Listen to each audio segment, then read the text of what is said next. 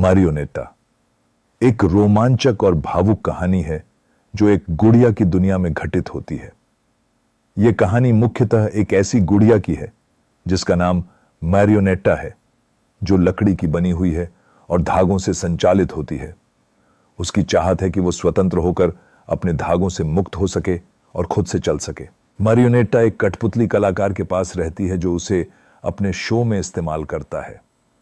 हर दिन वो रंग बिरंगे कपड़ों में सजी होती है और दर्शकों को आकर्षित करने के लिए उसकी हरकतों को नियंत्रित किया जाता है।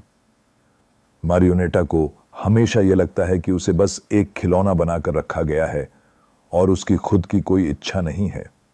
की चाह मारियोनेट्टा धीरे धीरे अपने मन में स्वतंत्रता की इच्छा पैदा करती है। उसे लगता है कि धागों से बंधे रहना एक बंधन है और वो उनसे आजाद होना चाहती है।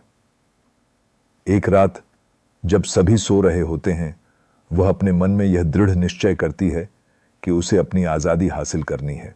यात्रा की शुरुआत। मारियोनेट्टा अपनी यात्रा शुरू करती है। वह अपने धागों से छूटने के तरीकों की खोज करती है।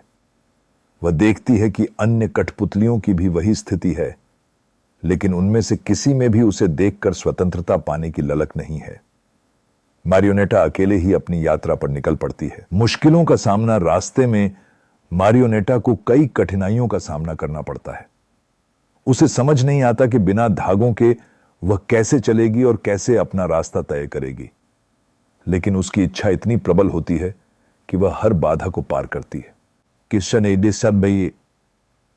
दोस्ती और प्रेरणा। मारियोनेट्टा की यात्रा के दौरान उसे कुछ दोस्तों का सहारा मिलता है, एक छोटी चिड़िया और एक हवा के झोंके के रूप में। ये दोनों उसे साहस देते हैं और उसकी प्रेरणा बनते हैं। चिड़िया उसे उड़ना सिखाती है, जबकि हवा का झोंका उसे स्वतंत्रता का मतलब समझाता है। मारियोनेट्टा की कहानी हमें यह सिखाती है कि स्वतंत्रता की चाह रखने के लिए साहस चाहिए और अपने सपनों को पूरा करने के लिए मेहनत करनी होती है। यह कहानी एक प्रेरणादायक संदेश देती है कि चाहे जीवन में कितनी भी मुश्किलें क्यों न आएं, अगर हमारी चाहत मजबूत हो तो हम किसी भी बंधन से मुक्त हो सकते हैं।